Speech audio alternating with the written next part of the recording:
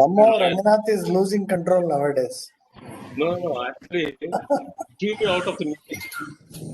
Back again. Twice it happened. Yeah, myself twice at logged out and again logged in, sir. I don't know. Is that right? All of us are Oh. getting automatically logged out, and we are Yes, sir. Yes, you are right. Yes. Yes, you have control now?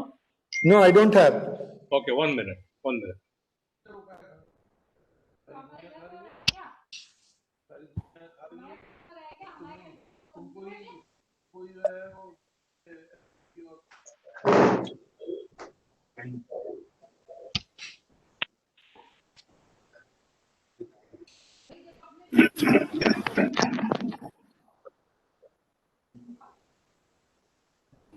Yes. Mr. Ranganath, you can ask everyone to mute their system. Yeah, I'll do that. I think Ajit, you must have received it now. I have received it, but I'm not able to see the screen at all. What is that? Yeah. I think I have muted everyone now. Yeah. I'll do one thing. I will log out and then get in again. Yeah, please. Because let others be there, because I don't know. It's not coming at all. Yeah. You just log out and come back again.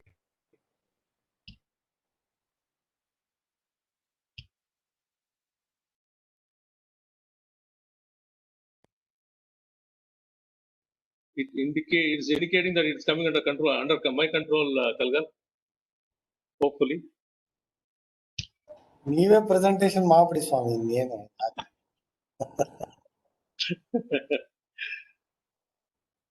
ಬರ್ತಿರ್ತಾಳೆ. I think that will be okay. Yeah, it's correct.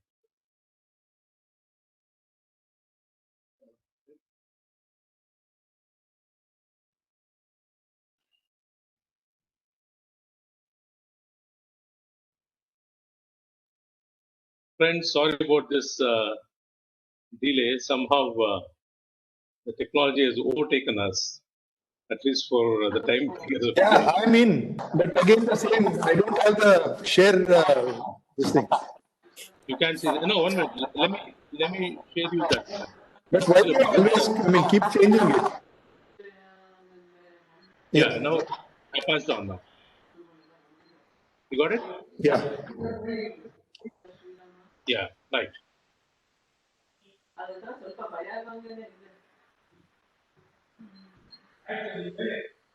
Are you able to see the screen now?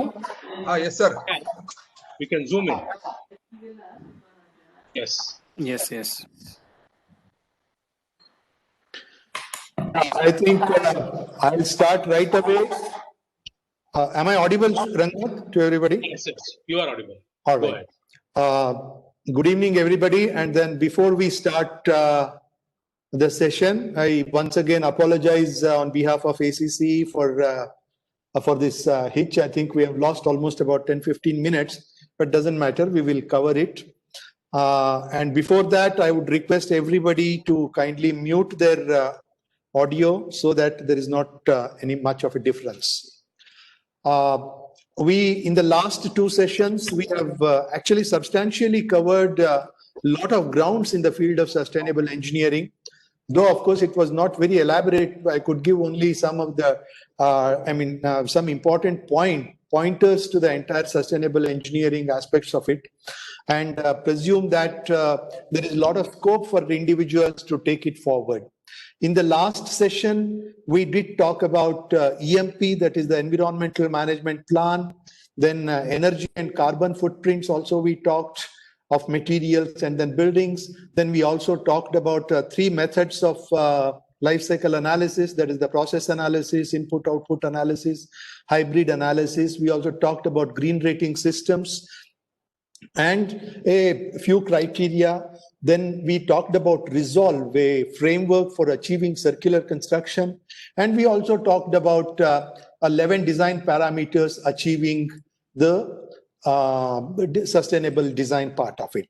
In today's session we are essentially going into actually the computation aspects of it. And so we will right away start with that. Yeah, I mean, this is just the acknowledgement, which I was not doing it, but then I thought from this series, we will put it. Now, in this talk, we will look at what exactly are, where do we find these embodied energy and then embodied carbon tables? What exactly are there are several inventories, there are several tables which give us actually these values of embodied energy and embodied carbon. Let us look at those things. Where do we actually find them? And then we also find, let us say, what exactly are the different types of software. One of the most important software is the Edge. We will look into that. Then how do we actually calculate with these, using these values or the coefficients of embodied energy and embodied carbon? How do we actually make use of that? How do you compute those things? We will look at them with examples. And then we will also look at very briefly what exactly is the embodied water. Then we will look at the embodied energy and embodied carbon calculation computations for materials. And then we also look at the formwork analysis as an example. How do we approach a system? And this analysis, we will look at it from all the three perspectives. Then what is figure of merit, which is the material suitability, how does it get used? And then what exactly is sustainability development index? So we will look at these things, and then let me begin the today's session. This actually is how your the inventory of carbon and energy looks to you. Now, what you are seeing on the screen is actually ICE inventory of carbon and energy. And this is actually published by Bath University, and the one Professor Craig Jones is the one who actually has developed these inventory tables. It is very regularly being updated. Lot of countries' data is compiled, averaged out, and a lot of troubles are taken. Now, what you are seeing actually is the earlier version called V2. There is also a new version which is called V3, which actually is worth taking a look. You can actually take a look at ICE version 3 beta schedule, where you have lot of Excel-based calculation computations can happen there. So there are a lot of calculators which have been also given. Please take a look at it, study them. So it makes them very easy to calculate for any material, for any system to compute embodied energy and then embodied carbon values. Now on this particular thing, what you see is the table. You kindly please focus on my cursor, which I have made it big. So now let us say this gives you an embodied energy and carbon data. Embodied energy, as we talked about, is expressed in megajoules per kg. Then embodied carbon is kg carbon dioxide per kg. And then on the right side, we have several comments. So what comments are those things? Whether the feedstock energy is taken into consideration or not into consideration. There are various comments pertaining to that particular material. If you look at it, look at the same table. Now let us take, for example, aluminium. Now, aluminium as a metal, you have virgin material, and then you have recycled material, you have cast products, you have extruded aluminium, we also have rolled aluminium. So depending on the case, for example, when you take extrusions, when we want to take windows and joineries, etc., we need to take appropriate carbon embodied energy and then embodied values when we refer to these inventories. See, there is what is called the truncation error. So all these inventories, we have the truncation error to the tune of almost about 20 plus or minus 20%. So no inventory will give us exact to the last decimal, we will not give this thing, but that variance, that deviation, that variance is allowed in all these inventories because it is a global chart, and hence we need to accept that with 20 to plus or minus 20% variation, which means that the spectrum is almost about 40%. So that is the accuracy, nearest accuracy what all these inventories can give. So let us move on to the see. Similarly, for example, if you take aggregate, for example, on the same one, the embodied energy of aggregate is 0.1 megajoules per kgs, and then embodied carbon for aggregate is 0.005. Now this aggregate is actually a very general term has been used here. So it means that aggregate here for fine aggregate, also as for coarse aggregate, we need to take the same values, and that is how it goes. In addition to this, there is what is called in the same inventory. What we saw in the earlier slide was actually the details of the tables. There are almost about 200 to 220 construction materials which are included in almost several forms. So, and in addition to that, what you are now seeing on the screen is actually called a material profile.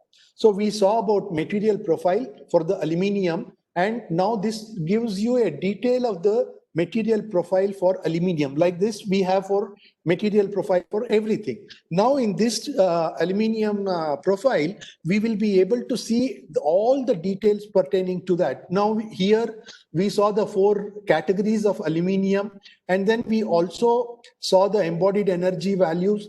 Now here, they differentiate between what exactly is the primary energy used for the production of the aluminium, and which is the secondary. So let us look at it little in subsequent slides. What exactly is primary energy? What exactly is secondary energy?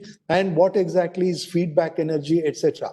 Now I also told you about this plus or minus 20% variation, and this variation actually gives us a range. Actually, what exactly is the low embodied energy, what exactly is on the higher side. So, and they also mention here the boundaries, whether it is cradle to gate or whether it is cradle to site or cradle to grave or cradle to cradle. All these things will get noticed here. And we also notice from various this thing, there is a scatter aluminium, this thing is there, and then fuel slip of embodied carbon is also there. For example, this particular aluminium, the primary energy becomes electricity, and then there are a lot of other energies which are used. And this gives, I mean, if somebody wants to go and get into the details, and it is very worthwhile seeing all these comments, and before actually we apply into the several aspects of it. So then in next, when we go to, let us go to the India Construction Material Database of Embedded Energies. See, embedded energies, when we say, it is not a spelling mistake of embodied energy, because a lot of people called me and then asked me. Essentially, embedded energies are embodied energy, embodied carbon, and then some feedback, the feedstock energies which are put together. And then there are a lot of interaction energies in materials and in the matrix together when they come together. And that is all put together, we call them as embedded energies. Now, there was a study funded by European Union under EcoCities program, which is first of its kind in the international arena, a very comprehensive database of embodied energies and then embodied construction for construction materials, specifically in India. These values actually are every day it is getting updated, and these values are actually getting incorporated in what is called EDGE software. EDGE is an acronym for Excellence in Design for Greater Efficiencies. You can please visit the EDGE software. You can Google search, and it's a wonderful site. Once again, you need to do a lot of inputting has to happen to understand how do we get these things. So it is essentially, there are not too many materials, but most of the construction materials, what we used in Indian scenario are, very detailedly dealt there. So this is exclusively for Indian construction scenario. And this is extraordinarily in detail. For example, aggregate we saw. We saw that it is 0.1. One is the total embodied energy in this particular tables, and then there are a lot of other splits. For example, what is the chemical, chemicals used in producing the aggregate, and what is their contribution to the embodied energy?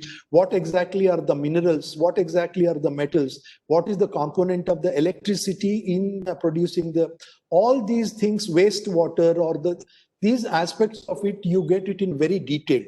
So this is actually a combined operation between European Union and then International Finance Corporation. It is funded by International Finance Corporation, and even these kinds of details which were actually expected in our national building code are not there. So even our codes and then national building codes and then other codes, we have long way to go. And then but meanwhile, this is a wonderful document which can be actually referred while we start doing that, calculating the other things. Now, let us come to with these inventories. So in the examples, what we have taken actually is from the inventories because of the several reasons what I explained to you. Embodied energy can also be calculated. We can take the embodied energy from the inventories, but we can also start calculating from the first principles, taking the embodied energy or the coefficients of embodied energy and carbon given in these tables, and then we can evaluate, you can generate the embodied energy, calculate the embodied energy for several materials or several composites which come in the building industry itself, as in a building itself. So when we make the analysis based on the whole building design, it is called WBD, whole building design. When we do that kind of an analysis based on the whole building design, there are several composites for composite systems or subsystems where we need to work individually embodied energy is. So I have taken here an embodied energy calculation of M200 concrete per cubic meter. Okay, now this is just an example. Let us not break our head. I have taken 400 kg per cubic meter for M200 concrete, and then it is 4.5 megajoules per kg. That is, the embodied energy of cement is taken as 4.5 megajoules per kg. This is as per the inventory table, which is updated to even into the Indian context. So for 400 kgs, the total megajoules comes to about 1800. Then for coarse aggregate, we just saw at the rate of 90% as what we do in our rate analysis. This will help, and at the rate of 90% and at 0.1 megajoules per kg, it becomes 166.5 megajoules. Fine aggregate also at the rate of 70%, we take at 0.1 megajoules per kg, which will comes to about 129 kg. Now there is an element of transportation which has to be added, because one of the important factors here, all the other things, the fine aggregate, etc., may be from a very local distance, locally available, not much of distance is traversed, but there is a major component which is actually added to this because of the transportation of the cement. Now, at the rate of about, assuming that cement travels by about 150 kilometers, and we have 0.00285 megajoules per kg per kilometer. For 400 kgs, we have 171 megajoules is the total.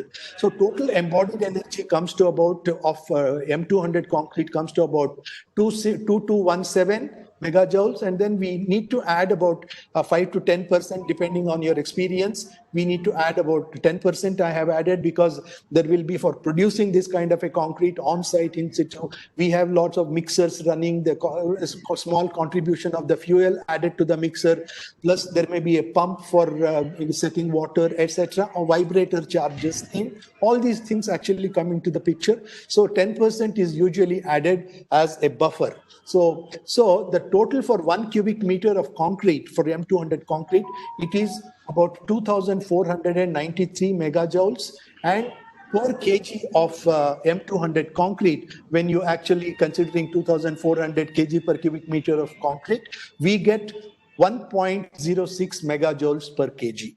Now, see, we have almost are very accurate, very close to the embodied energy on a global level, which actually on the inventories, it is 1.1 as per most of the inventories. So this validates our calculation of the embodied energy calculated on an individual basis. This gets validated, and then this is how we need to actually calculate for several materials. We can understand and then calculate embodied energy for individual materials. Now, what exactly is embodied water? Now, embodied water of 200 concrete per cubic meter. Now, we have seen in the last slide, embodied energy, we got it as 2493.7 megajoules for 1 cubic meter.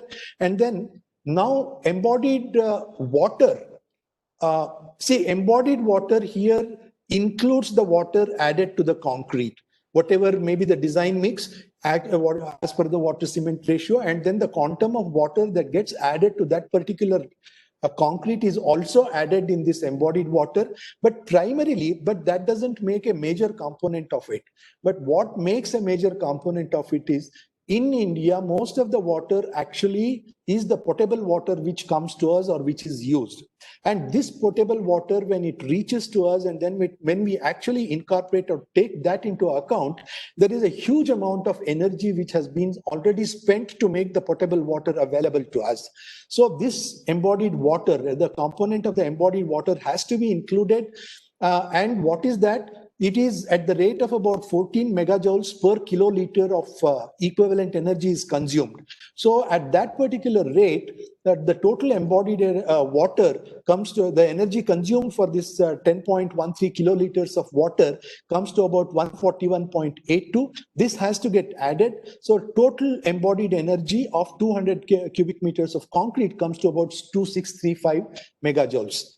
Now, when you convert this subsequently, at the rate of 0.98 kg carbon dioxide per gigajoule, embodied carbon of water becomes 0.142 into 98 kgs per thing, and it gets added to 14 kilograms CO2 per cubic meter.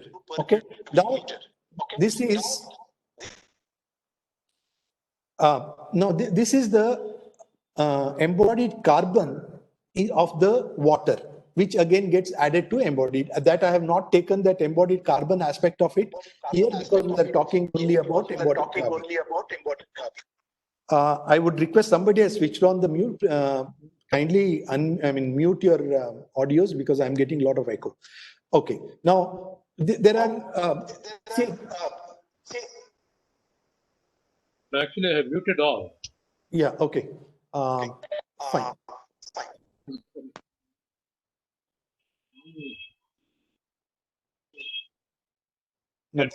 Echo.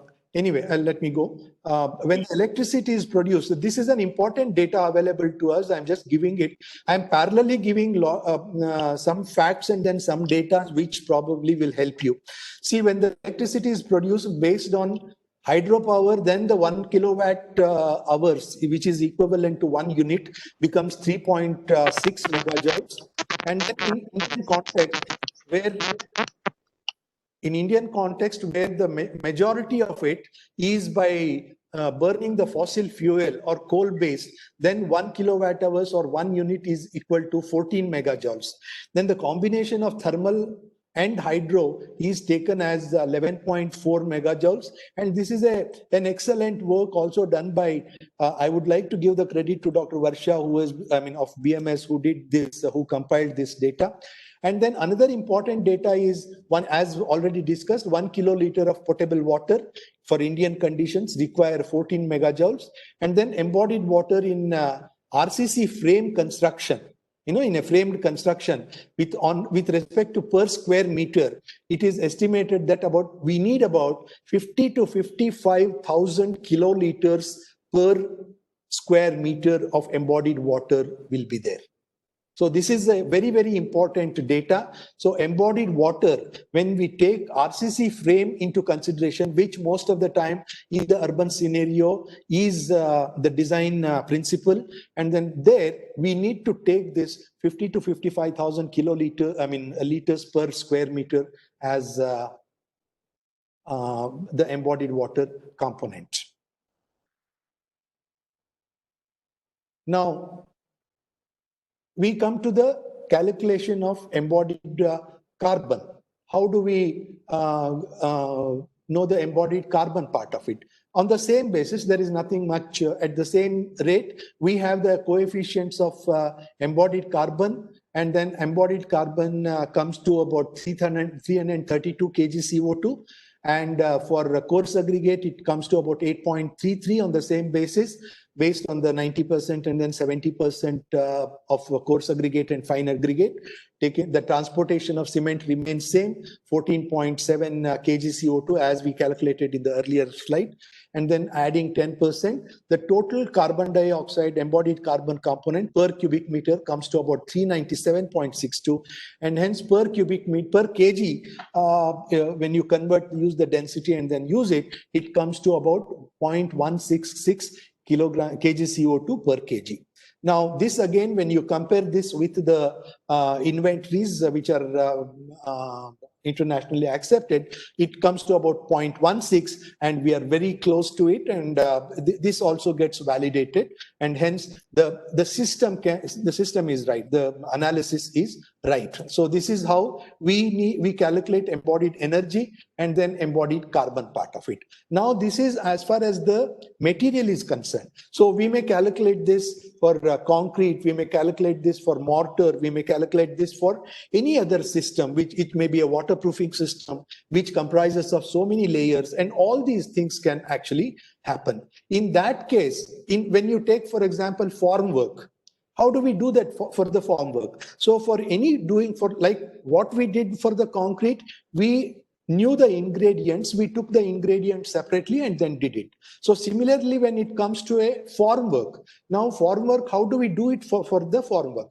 We need to understand what are the ingredients, what comprises a formwork. And then we can also actually compare different systems of formwork by doing these analysis. Now, I have taken as an example of formwork. How do we analyze formwork? Now, this particular thing is just a simple 5 meter by 5 meter panel I have taken.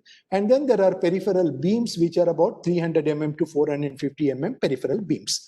Now, how do this is when we actually, when floor plates are used, these are the floor plate sizes. Usually 900 by 600 we get.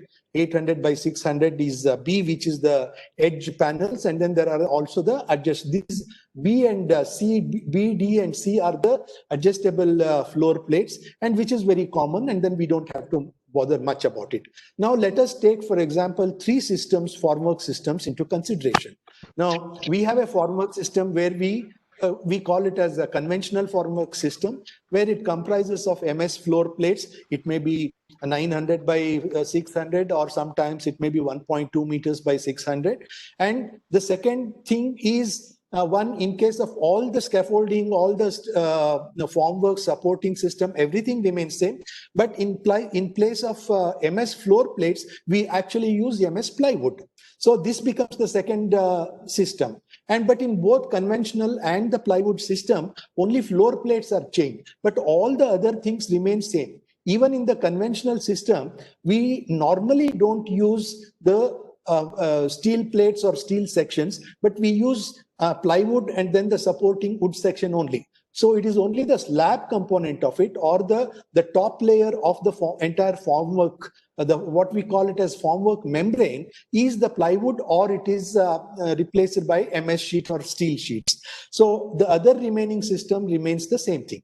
Third one becomes the monolithic, where the whole thing is replaced by the top membrane. The formwork membrane is replaced by aluminium formwork. In case of aluminium formwork, what happens is the supporting system can remain same, or it may slightly change only in terms of props, etc.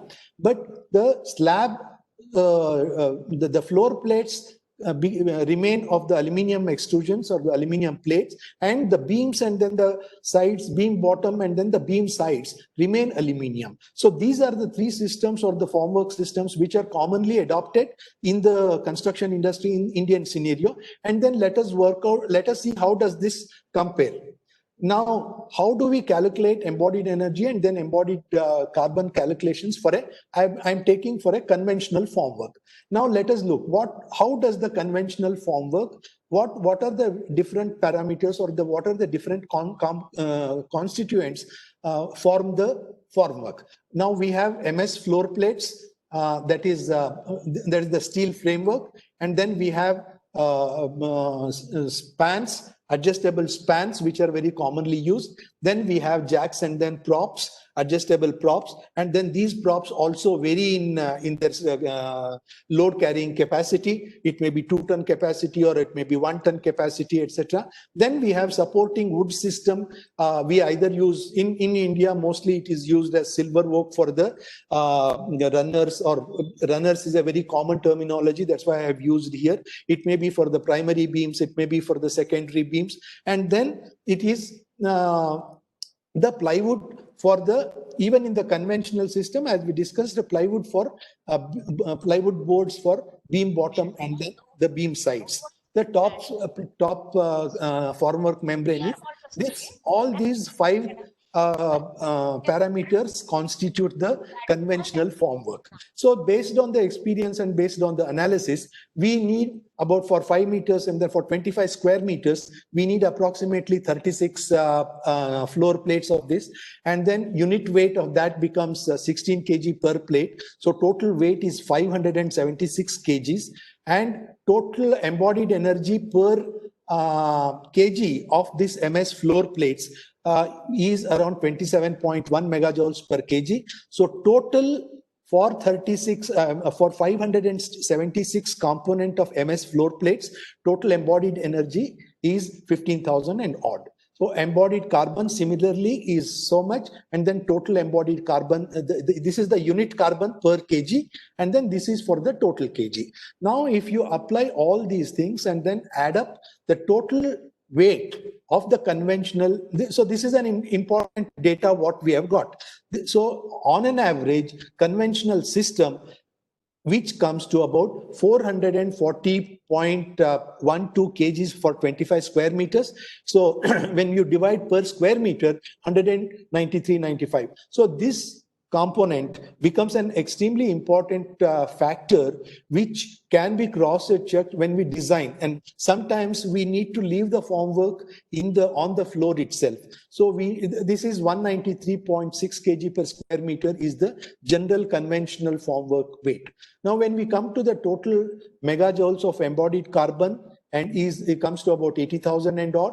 So similarly, embodied carbon comes to about 6,276. When you arrive divided by 25 square meters, you come to about the total embodied carbon or embodied energy per square meter of formwork is about 3,213 megajoules, and embodied carbon becomes 250.8 kg per megajoule, kg CO2e.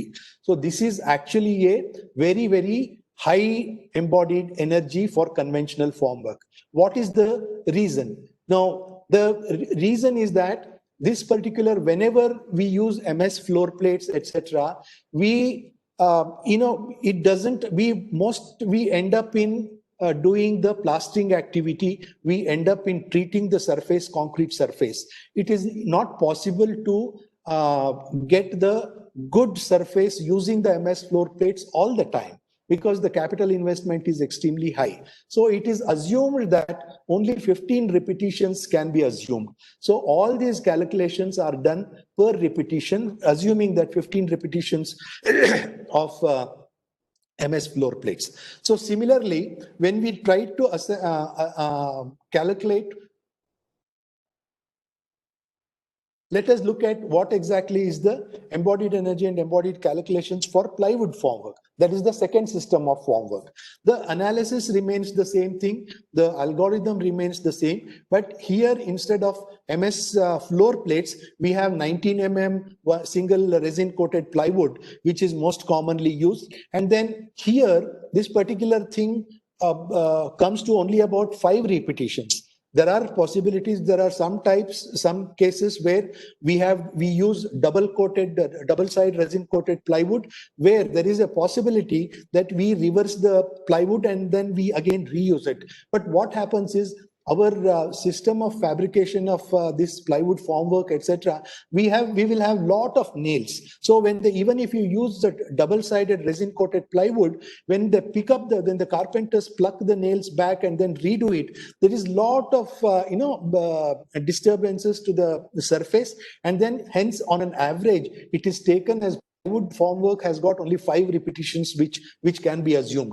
Most of all the other things will remain same, and when we arrive at total embodied energy of about 70,000 here, and then embodied carbon of 5,500. And so as there is a drastic now reduction in embodied carbon and then embodied energy.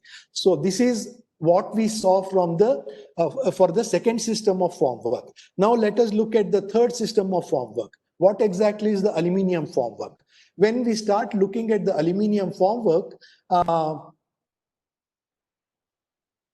as I discussed, the floor plates are with the aluminium panels, which normally is 4 mm thick and then predominantly recycled. Most of the aluminium formwork do not use the virgin aluminium which is available, and then predominantly it is recycled. And as we discussed earlier, there is almost a component of about 90 to 95% of recyclability possibility is there with aluminium, and hence and then the repetitions is almost to the extent of about 150 repetitions for the aluminium formwork. This is point number 1.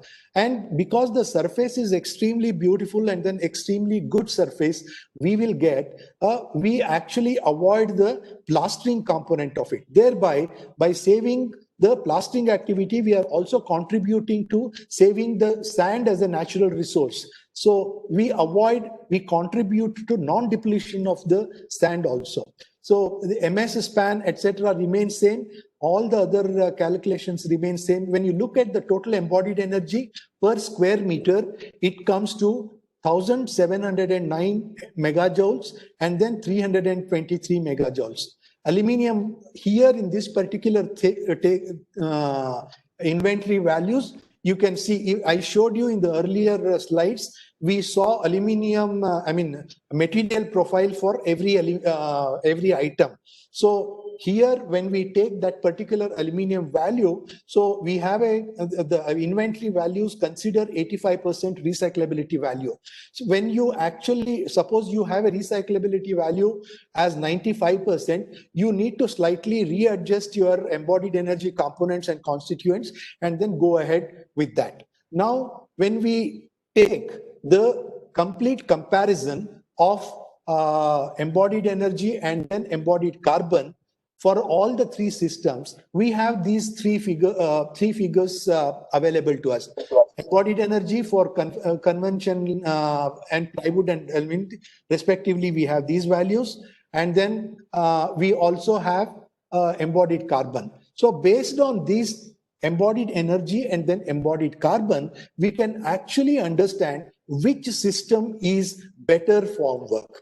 So graphically also we can actually represent, and when you see, we find aluminium actually in the long run, aluminium system of formwork becomes absolutely workable and is sustainable. Yeah, then when we start looking at the economics part of it, yes, there is a break-even point. There should be a minimum possibility that becomes from the investment point of view and from the break-even point of view. That I'm not looking at it, those components also can be attributed and then further come down. But actually, when you take suppose you convert all these things per repetition, based on the repetitions what we have this thing, so the aluminum formwork still have got a much higher leverage. So these things, especially when you have large areas and then large similar areas, that is why we see all the aluminum formwork is being much used here.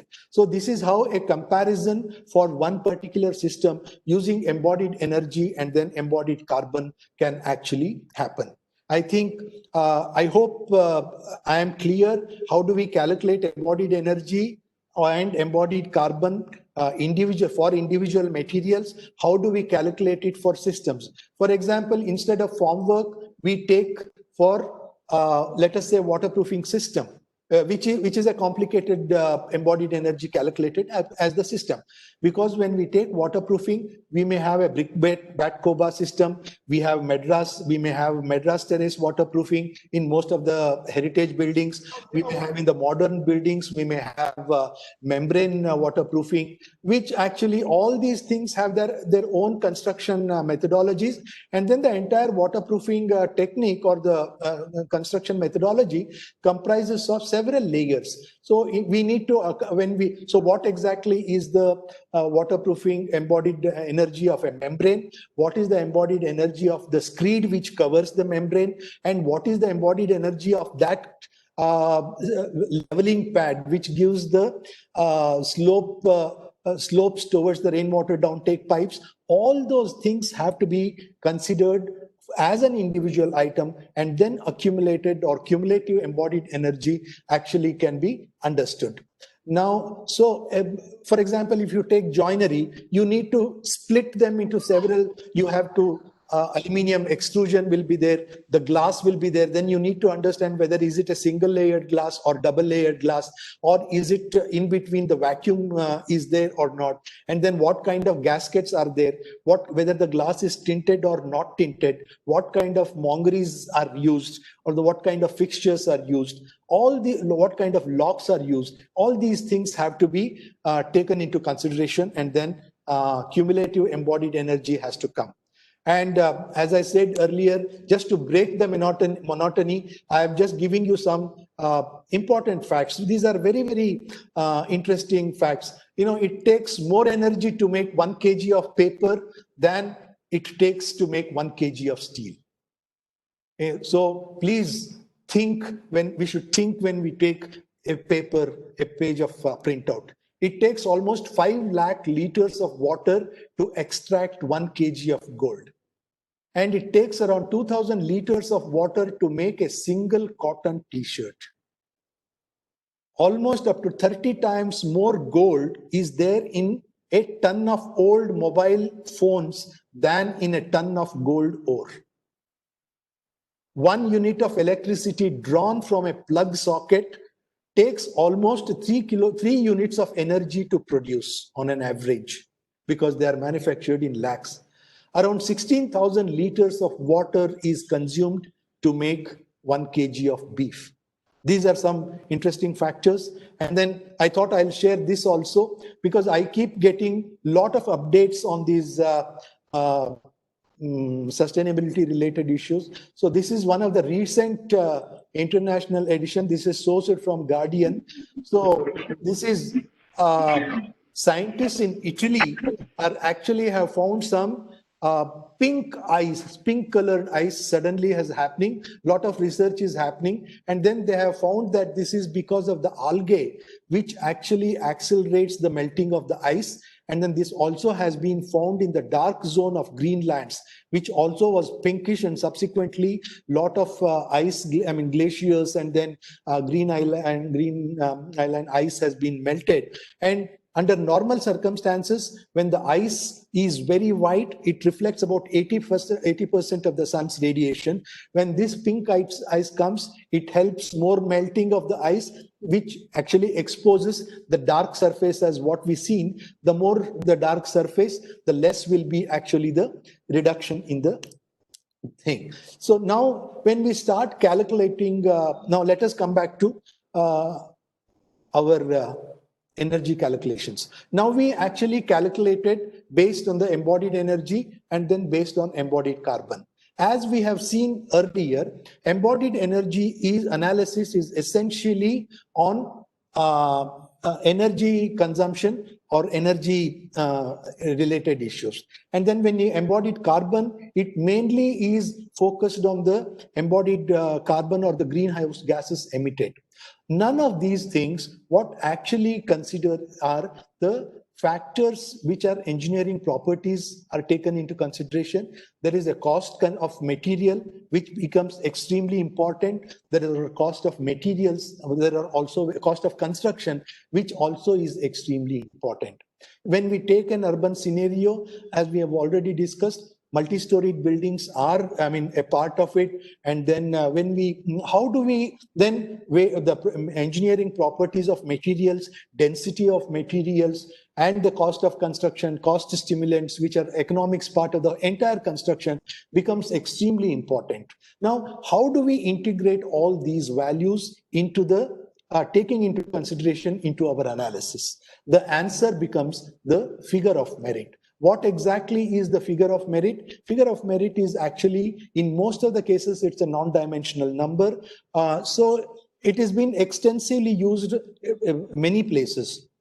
In engineering designs, FOM is applied to find out what exactly is to find out the material suitability, to compare utility, applicability, design options, etc. In commercial domains, we may use FOM to understand the dependability of a particular brand. And in risk assessment, FOM helps in decision making in respect of which type of risk mitigation has to be adopted.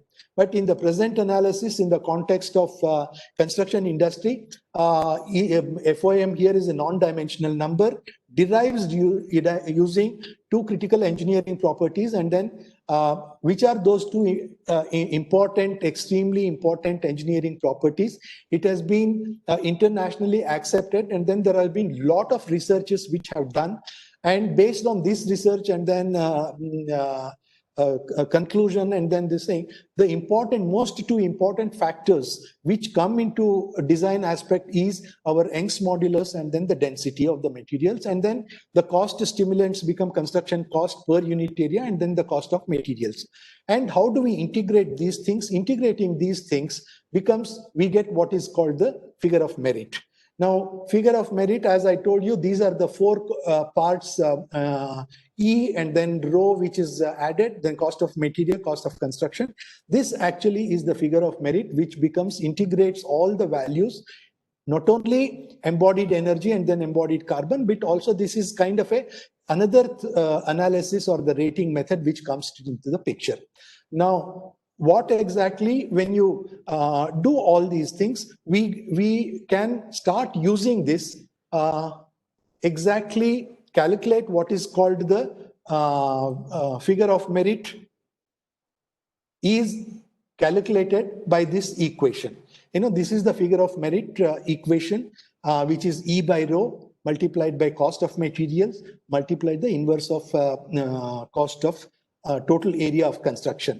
All substituting all these appropriate range values, which we know, and then for a material, actually we can calculate the figure of merit value based on the data which is already available.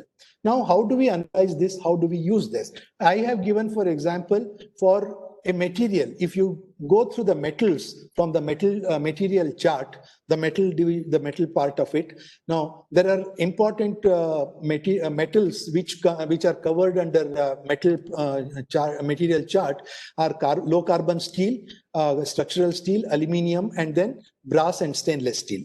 Now, figure of merit, based on these, we can again calculate the range values, because we have range values for Young's modulus, which is available. And this range value of Young's modulus can also be found in the material profile, what I referred to you in the earlier. And because of the range values expressed for Young's modulus, we get these high and low range value for the figure of merit. And then we can actually calculate the mean value of the figure of merit. And then for a particular item, what exactly will be the applicable figure of merit. How do we analyze them? So suppose we express these things in the of the range values using floating column. So this is how the metals look. Aluminium, we have aluminium, brass, low carbon steel, structural steel, and then stainless steel. See, stainless steel, and then when you plot these things with the figure of merit, these values, what we have seen, these values, when you plot that, we have these ranges which is available. So from this range, we can understand steel. See, there is a range also below 30, which is the figure of merit, that is called low range. Between 30 and 75 is called mid range, and high range is actually above 75. Now, this is also based on a lot of research which is available, and then many researchers have brought down these ranges. Now, this when we understand, so stainless steel becomes an extremely expensive material to be used in construction. So this is not from the figure of merit, from the embodied energy point of view, from the embodied carbon point of view, we rule out this using of stainless steel.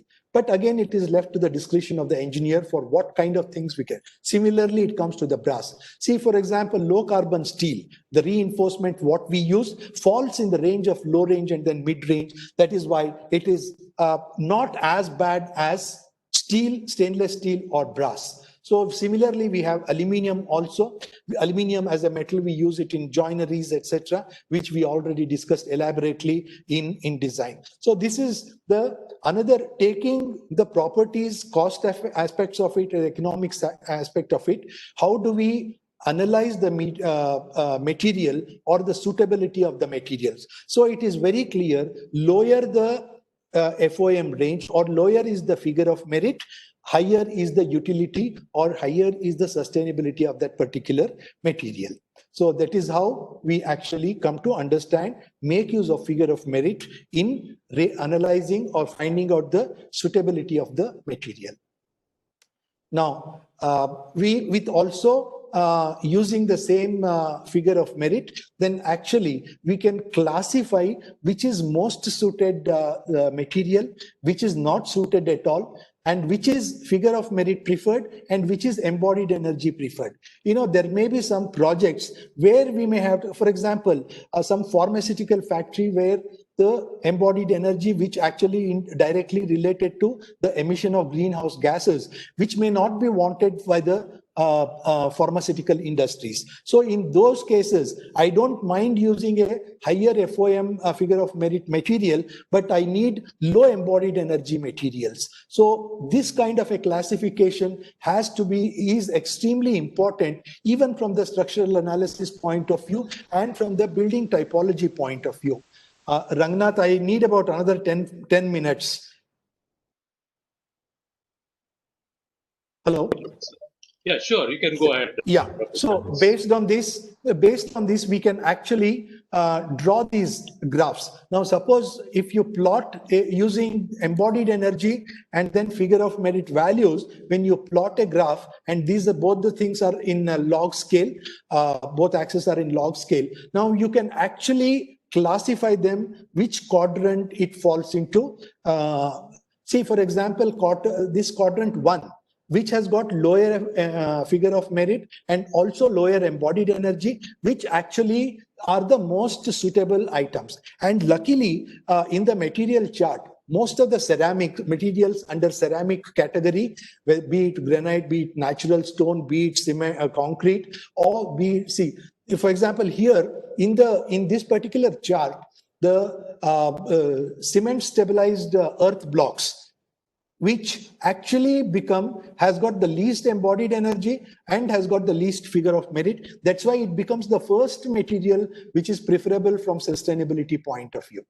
And ceramics, for example, ceramic is, let us say, vitrified tiles. It has got the highest embodied energy, not highest, high embodied energy, and then high figure of merit. But though it falls in the in the quadrant, but it actually touches the third quadrant. also. So this is how we can actually understand and then give priority to those materials which fall in the quadrant 1.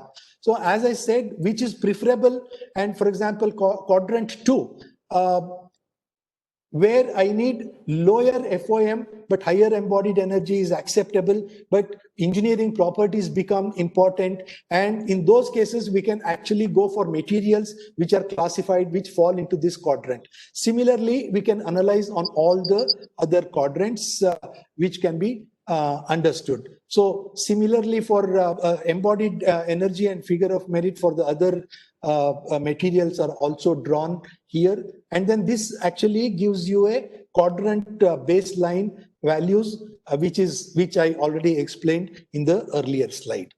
So this is how, using all the three components, embodied energy, embodied carbon, and then taking the engineering properties and then cost construction into the consideration, by using figure of method, we can actually classify all these things by plotting them into 4 quadrants which are required. So what we are now talking about is actually the suitability of the materials. Now, how do we actually apply these things into whether these are sufficiently, once we identify ourselves that which are the suitability materials, which materials are classified, which falls in quarter 1, zone 1, quarter, second quarter, third quarter, or fourth quarter. Once we have a clear picture of all these 3 aspects, including the properties, engineering properties, and the figure of merit, we can actually go for our next assignment, what actually is the Sustainability Development Index. We have said what exactly is the Sustainability Development Index. This Sustainability Development Index is based on actually several parameters. It is just not embodied energy. It is not just engineering properties. It is not not only material properties. There are a lot of things which are location specific. How do we address these things? So this is called actually a Sustainability Development Index, which actually takes the boundary line from cradle to cradle, and which also takes several eco indicators together. Now we discussed only the material suitability in terms of selecting a material using 3 methods: embodied energy, embodied carbon, and then figure of merit methodologies. Now, how do we integrate all the three things and then come to an assess or understanding of the whole building design part of it? That is the holistic or integrated design, sustainable design, including several eco indicators, and then say all these 3 material suitability, what we discussed so far. Now, when we take the cradle to cradle, we also need to actually operational energy, and then end of life energies has to be added, and which becomes actually the analysis of the life cycle analysis. We need to collect the data depending on the particular structure or depending on the case, where what exactly is the operational energy and maintenance part of it. We need to just add them. But the most critical part of it is this initial embodied and the embodied energy part of it. And in the embodied energy, we also said that there is a recurring energy, then the initial embodied energy part of it. Initial embodied energy part of it becomes much more critical. So when we integrate, and this SDI or the Sustainability Development Index, what we are talking to you is actually location specific. And then when we integrate almost about 28 ecological and then engineering parameters and expressed in terms of a comparative benchmark.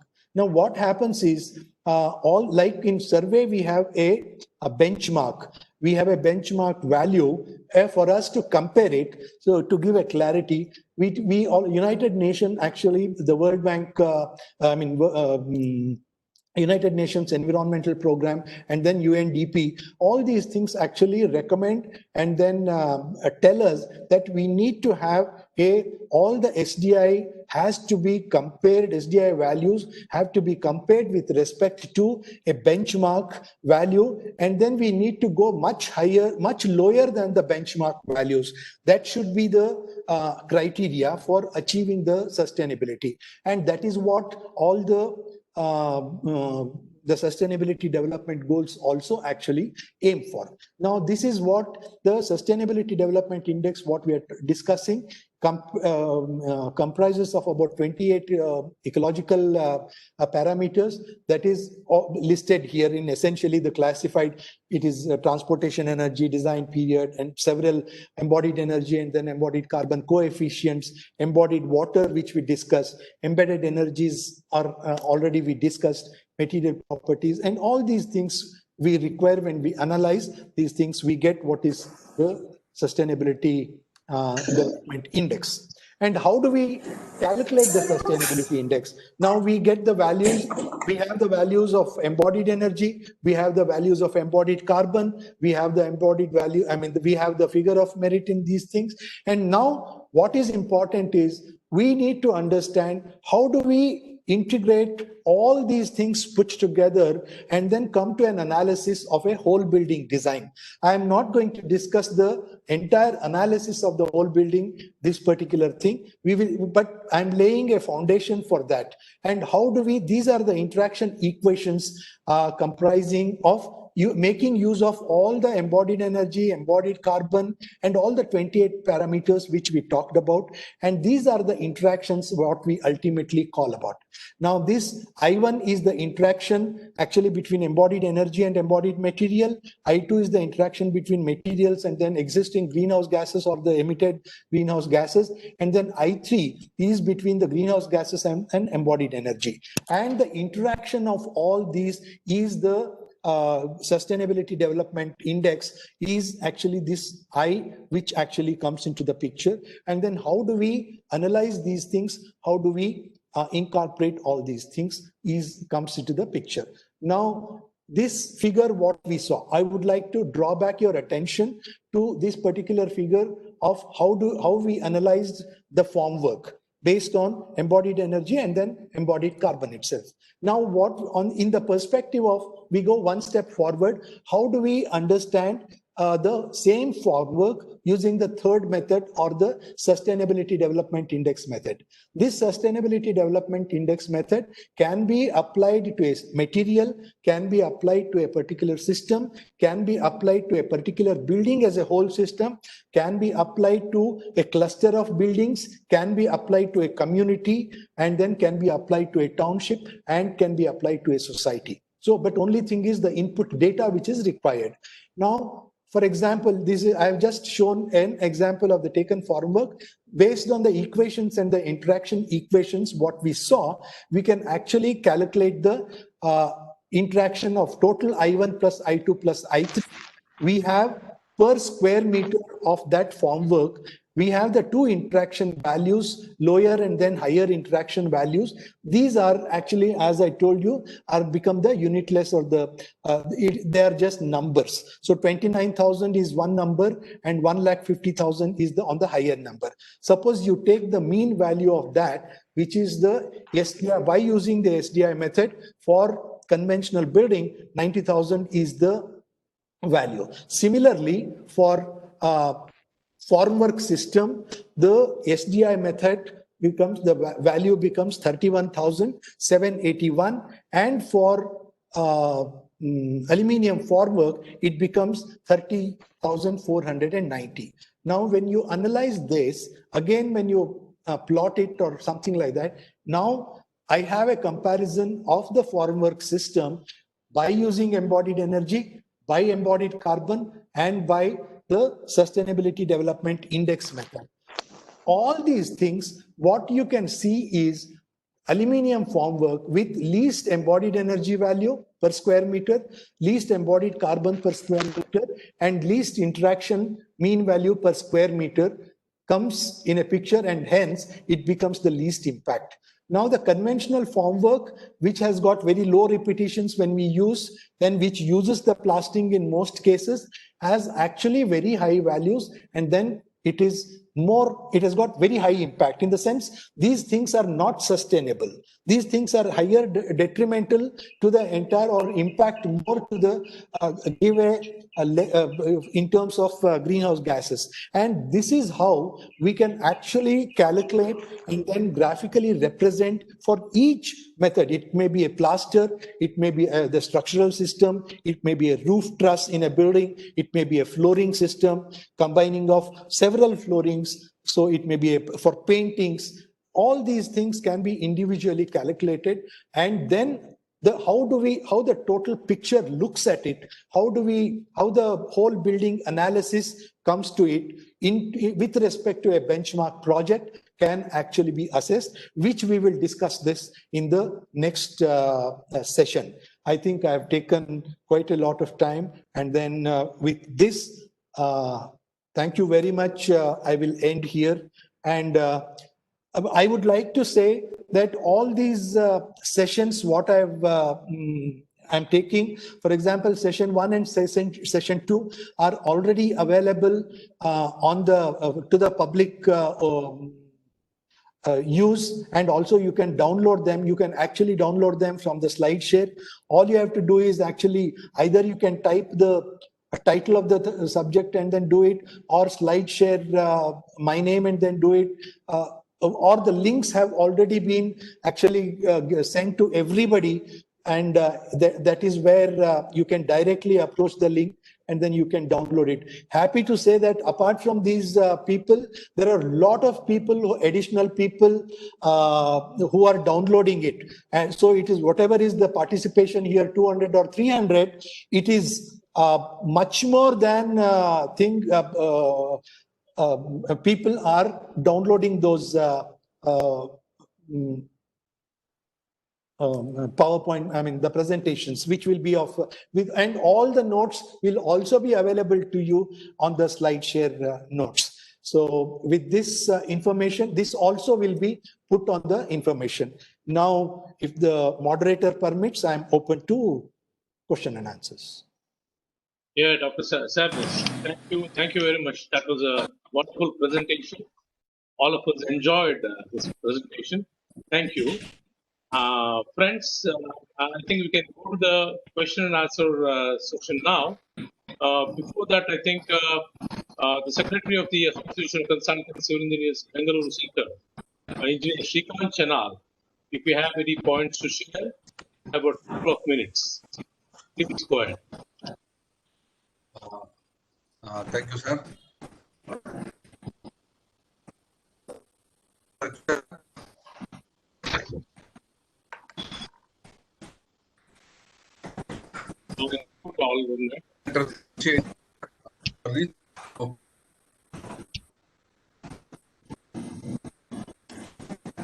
There's a problem in the audio, Shrikant. Yeah, you unmute yourself, Shrikant. You can unmute yourself. Yeah. Disturbance, sir, actually.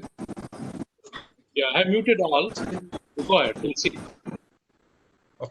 Okay, thank you, sir. So, have enjoyed Dr. Rajesh sir's lecture, and we should be thankful to him. And in the meantime, the Bangalore Center and from our Central Association of Consulting Civil Engineers Issues and Advocacy Group, we had written to some of the organizations for professional issues, and we have started getting the result. One of them was from State Marketing Federation Limited, which has written back to us that they are going to include the civil engineers to participate in the all the tendering processes of expression of interest, having this architectural services, engineering services, whatsoever. So that is one part of it, and also the Bangalore Central University also has modified its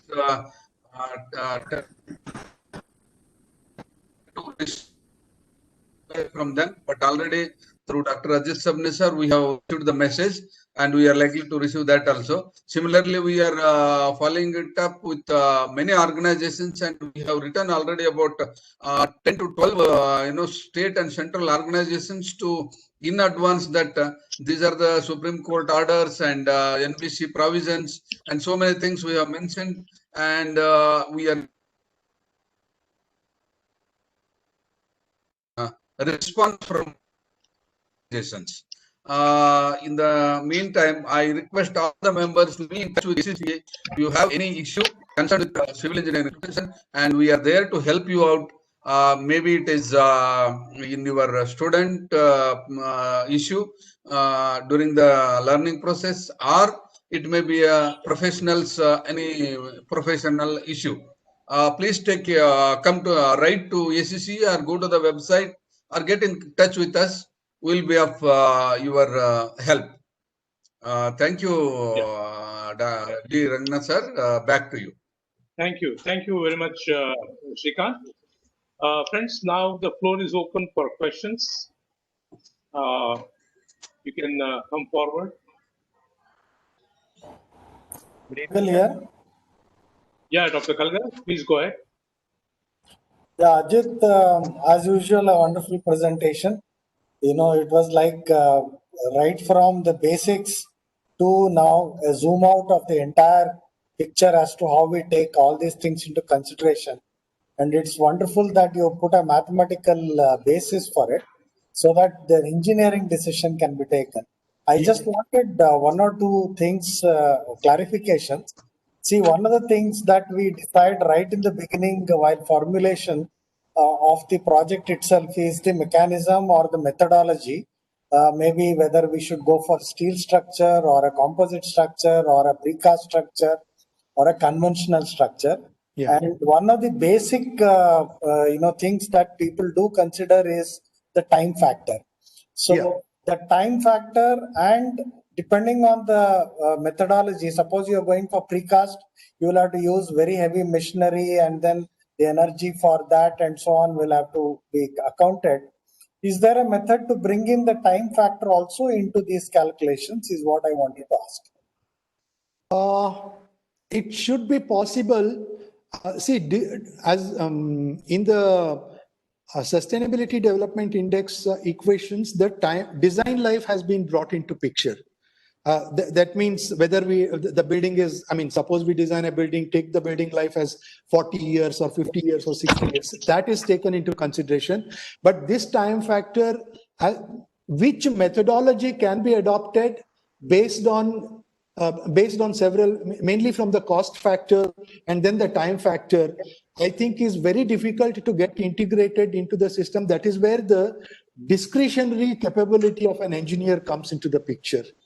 So as we say, even when we materials, for example, we also talked about 4 different quadrants, whether it is FOM, high FOM is okay, but low embodied energy is to be required. So that is where the discretionary comes into the picture. But there are some maybe fast track projects where actually certain things have to be mainly on the discretionary factors. I really don't know how we can integrate the construction period into the things, but it can be tried. It's a very good suggestion. We can try that. Yeah, thank you, Dr. Kalgar. Now, Dr. Ram Prakash, he has a question. Hi, Ajit. Wonderful presentation and wonderful coverage. You have got into nitty-gritty of it. The exposition was too good. But I have some questions. I put it in the chat box, but I don't remember them now. But one of them is, the table that you gave with respect to embodied energy and EC.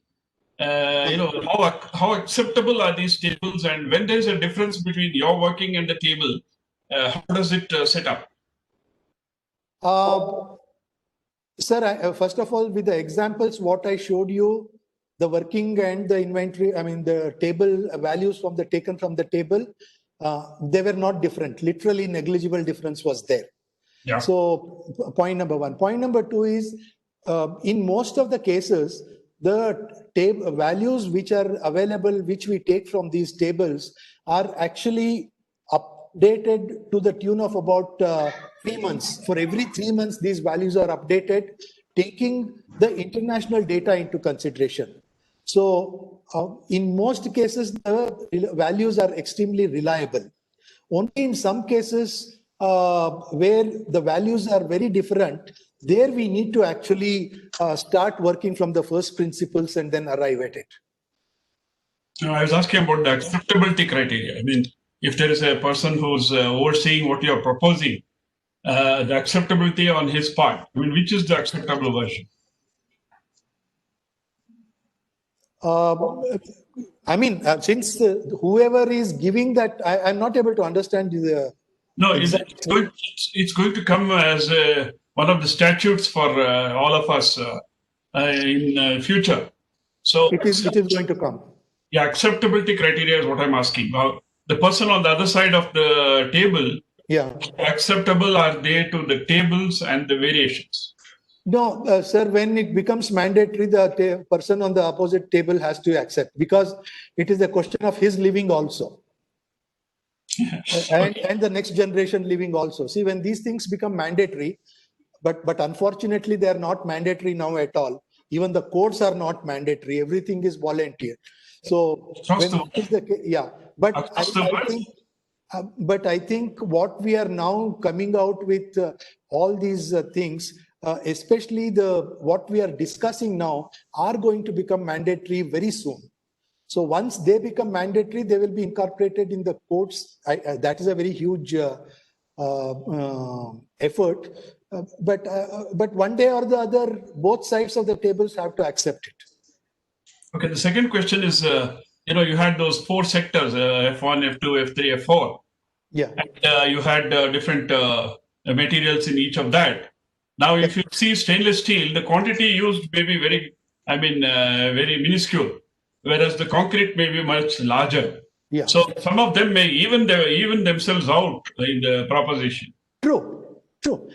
That's what I'm saying. What is important is it is not this individual material which ultimately comes into the picture. I mean, we are not just going to only produce a cement, concrete or steel structure and just leave it there. It is ultimately when the end user starts using it, when the whole building or the infrastructure project gets completed, what exactly is the total contribution? That is where the whole building analysis, the whole structure analysis comes into the picture. And that is where this sustainability development indices comes into the picture. So only then all these things are actually preliminary or different stages. Which material is better to use, which material is not better to use. But as you rightly say, one may get, that is how the carbon trading also comes into the picture. I mean, there are a lot of which has not been coming into the picture, but in majority of the countries, there are people, okay, this factory produces so much of greenhouse gases, I am carbon negative. So allow me to let him produce higher greenhouse gases. So ultimately, the net effect is taken into consideration at a macro level. And that is how it happens in the individual building level also, and then in a clustered or community level also. My reaction was that brass and stainless steel is not a bad word. It is just that it is in a different sector.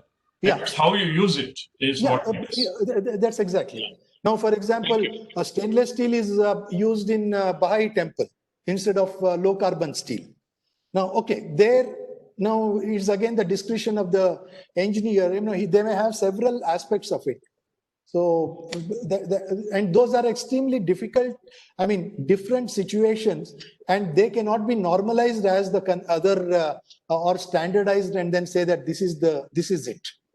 Thank you. Yeah. Thank you, Dr. Ramprakash. I think we have Mr. Gupta, Sushil Gupta. Please go ahead, Mr. Gupta. Sir, how aluminum is treated as most recyclable material? Because you can recycle it. I mean, you don't need the virgin material to do that. Suppose you have a aluminium plate, you can actually go back and then throw it in the kiln or whatever is there for the melting, it can be melted. So, and then it can be started, it can be recycled. You don't need the original material, raw material, which would create, which you wanted to manufacture that plate. So that is how the recyclability comes into the picture. And what are its properties? And it doesn't, the properties remain same, and it doesn't lose its property. That is why they say its recyclability probability is almost about 95%. So without using the original ore, without using the raw materials which are required to manufacture the original aluminium, you can actually recycle the aluminium. For example, aluminium scrap can be taken and then recycled and then reused without affecting any properties, without losing any properties of the aluminium. Yes, sir. And one more question: who gave SDI model? Okay. It is my contribution to the green sustainability world, sir. The entire figure of merit and the sustainability development method, which is there are sustainability development method as it is contributed by several researchers, several academicians, and then sustainability development index method is used to analyze several sustainability criteria in various countries. But for a common methodology, common algorithm using about 28 eco indicators and other parameters applicable for all climatic conditions, irrespective of the methodologies or the building typologies, you can use it. And then this is my contribution to the green world. Okay, sir. Okay, thank you. Thank you, Mr. Gupta. In the chat box, I see a couple of questions, Dr. Sabnis. Yeah. One question is, water requirements mentioned by different products are global figures or local figures? Are actually local figures. Okay. So excuse me. Like what you have from what you have tables for embodied energy and embodied carbon, there are also tables applicable for embodied water. You know, there are a lot of tables which there's a lot of work which is done on embodied water, country specific, and so these are taken embodied water for India specific. See, there are certain coefficients have to be applied for Indian condition based on certain experience, and that is my USP. Okay. Yes, sir. Yeah, so what it means is that there is a fair bit of inefficiency which is there in the process. Yes, it does. It does.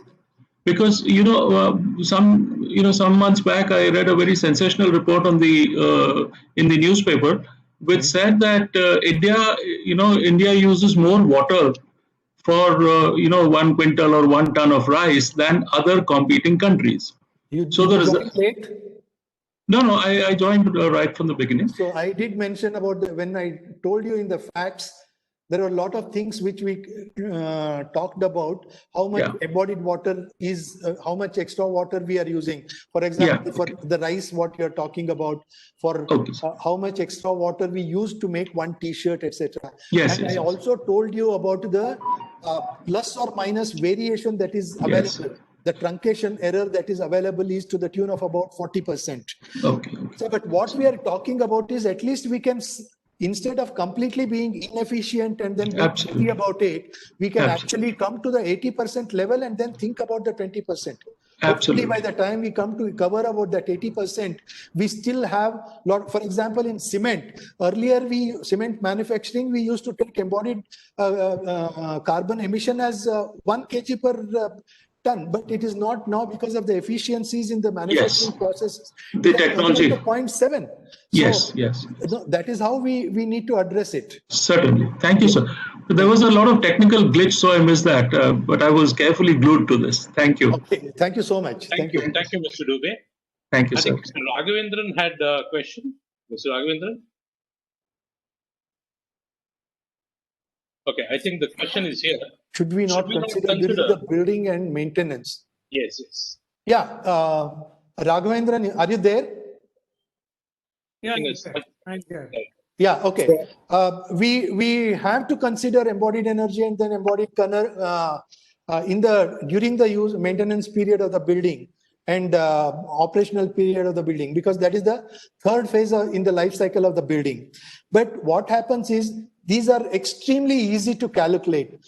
We know how much depending on the number of units we consume, we know how much every household, how much it consumes, and then we know where to cut the short. We may have ACs, we may have running ACs, we may have running water, geysers running all around. We may leave the houses, but in most of the cases, these appliances are streamlined and their efficiency is important. But what lacks is our efficiency to monitor these things. So by monitoring our energy consumption, monthly energy consumption and monthly water, how many units of energy we consume and how many liters of water we consume, then we understand whether there is any leakage in the sump and whether that can be attributed. All these things can be analyzed very detailedly while looking at the embodied energy and then embodied calculation.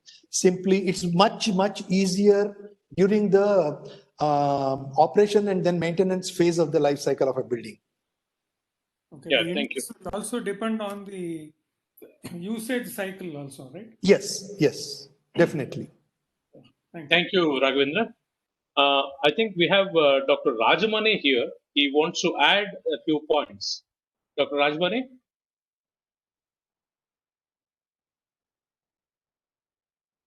Dr. Rajamani, are you there?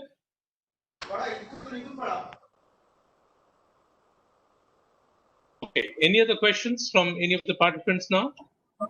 Kalgal, Yeah, Dr. Kalga, please. I just wanted to know in what way we can account for this curing water, because that seems to be a big issue. We are using precious potable water for curing, and people seem to be either underusing or over spending on this water without knowing the the ecological impact of using water. So curing water, is there any way to quantify? It is no, that is why that particular figure includes the 50 to 55,000 liter per square meter of construction, includes the curing water, assuming it for 21 days. Okay. I mean, see, this curing is there's a very detailed analysis. It is assumed for curing for 21 days by ponding method, by using about 8 to 10 mm of water stagnation. See we forget the fundamental reason why the curing water membrane is required, just to stop the evaporation. We forget that even during the rainy season or when the climate is not very hot, we use almost pond about 2 to 3 inches of water, and in some places it flows out also. So, and we unfortunately, this is what I have been saying right from the beginning. Even colleges can take these as project works. We do not have for a specific or typology of building what actually is the actual consumption of water depending on a particular type of building. For example, in Bangalore itself, there is no data available. We don't compile the data. But this can be actually easily done by every project engineer on his project, because everybody would have installed water meter to be deducted from the contractor, and similarly energy used for the. But unfortunately, we are extremely lagging behind from the data compilation point of view. Yeah, thank you, Dr. Kalga. Dr. Sabnis, there is one question here. Please explain practical difference between formwork and scaffolding. See, formwork. I'm sure this is with reference to sustainability. What he's asking. Yeah. No, formwork with regards to sustainability was the session which I conducted now. Okay. Now, after listening to the sessions in so much this thing, and formwork with reference to sustainability has already been explained. Formwork with reference to sustainability, which means that which formwork should be used, which type of a formwork methodology has to be used. What is the question? What I see in the chat box is, what is the difference between the formwork and then scaffolding? Okay. Now, okay, the difference between formwork and scaffolding is formwork essentially comprises of the top membrane. That means whether it is plywood membrane or a former MS floor plate, whatever it is, plus the beams and formwork actually defines everything that takes into concrete into it, and the supporting Contact system. surfaces for the concrete. Yeah, whatever the wet concrete comes in contact with the surfaces, that is actually the formwork. And when we call it as a formwork system, it also includes the supporting system. For example, all the wooden primary and secondary members which support these temporary beams which hold the concrete, and then also the jacks or the props, all these spans, all these things actually comprise of a formwork system. Now, the scaffolding is a temporary framework which is used for facilitating other works. For example, when we have a scaffolding or a formwork for a cantilever projection, so that is the formwork system. The entire system is a formwork system. Now, around the formwork, around the cantilever, we have to do some kind of a temporary scaffolding, temporary support system. That is the scaffolding. It is the scaffolding on which you stand and do the vibrator. It is that kind of a thing. But in some cases, these scaffoldings are also used as formwork systems, in which means, for example, the flyovers, when cast in situ flyovers are done, segments are done in cast in situ, these scaffolding systems are designed as a part of the formwork itself. So the load carrying capacity or the components which carry the load or which transfer the primary load onto the formwork system, there are different mechanisms. Either it may be a U-head, it may be something else. So that transferring system, it comes to a different system. So under normal circumstances, scaffolding is a temporary supporting system. Formwork system comprises of all that wet concrete which comes into the contact with the surface and also the supporting system. It is actually very sad to see that the shuttering, formwork, scaffolding are used, without really understanding the meaning of this. So actually, as engineers, let us use the system, the terminologies rightly. And thank you for asking this question. Thank you, Dr. Sabnis. I think we have run out of time. That would be the last question. I thank all the participants for having participated here and shared all of our experiences with Dr. Sabnis' presentation. Now, next in this series, we have completed 3 of the presentations so far. And next Saturday, our 4th presentation is going to be on optimizing and saving water in achieving building construction by engineer Rajendra Kalbavi. I request all of you to participate in the next presentation. And I request engineer Shrikant to propose a vote of thanks. Thank you.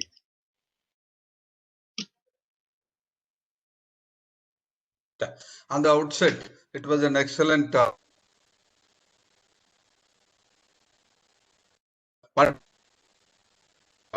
our speaker, Dr. Rajit Sab. Day to day, we are also practicing the sustainability the other way. The paper on the other side is also part of the sustainability. After listening to this, I am very proud that the Karnataka government declared to use both sides of the paper in, I think, about 5 years back. I feel that is also part of the sustainability. And Vastu wise, when we consider, there are certain issues which indirectly are part of the sustainability. For example, as per Vastu, they say on south west corner we should plant a bigger, taller plant, which will actually give rise. Gives the shade to the building. It is a major portion of the building because the sun for our Indian subcontinent, majority of the times it is on the southern portion. That is how the solar panels are always facing the southern side. And this is how the sustainability has been already, we are practicing since, our elders or the ancestors. So fantastic interaction, and hope the same thing will continue for further sessions. I thank one and all for having participated in this. Please continue participating, and you can tell your friends also to be part of this initiative to practice sustainability and also to participate in our further series. Thank you very much, one and all. Yeah, thank you, everybody. Thank you, participants. And Kuteji, namaste. Sunilji, namaste. Nice to see you. Namaste, namaste, Aditji. It's wonderfully great going on. I congratulate on behalf of Nashik Center of ACC and on behalf of entire India. We are thankful to you for sharing this knowledge for next generations and all existing people. Very nice. Thank you so much. I just saw you. That's why I just said hello to you. Yeah. Thank you, Dr. Subbu. Thank you. With this, we will end. Thank you. Thank you. See you next week.